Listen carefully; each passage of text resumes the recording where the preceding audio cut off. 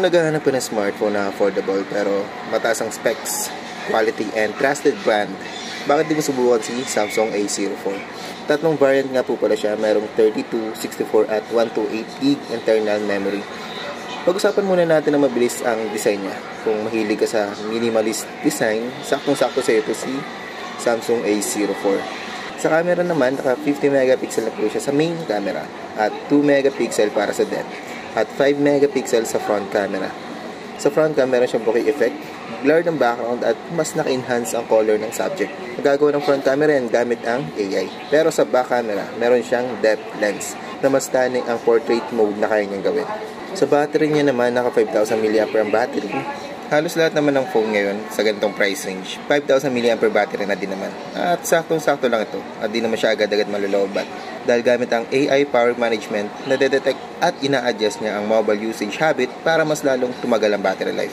At sa RAM niya naman, meron siyang RAM expansion up to 4GB. So meron siyang physical RAM na 3GB o 4GB. Depende sa variant na mapili mo. For example, yung 4GB RAM, may RAM expansion siya na another 4GB. So, total lang din siya ng 8GB of RAM. 4GB para do sa physical RAM and another 4GB para sa virtual RAM. Yung processor niya, octa-core na din naman at expandable naman. Ang memory niya up to 1TB. At supported na din ng phone na ito ang Dolby Atmos. Need mo lang mag-play ng movie na naka Dolby Atmos format at need mo lang i-connect ang earphone or speaker na supported ang Dolby Atmos format. At enjoy mo na ang panonood ng movie sa Netflix or any streaming platform. Other specs niya naman, sa screen size, 6.5 inch. Display resolution niya naman, HD Plus na po. Sa video recording sa rear camera, 1080p na rin yung resolution niya. Dual SIM na din siya, nano SIM na po yung pwede sa kanya. Charging slot niya, Type-C na po.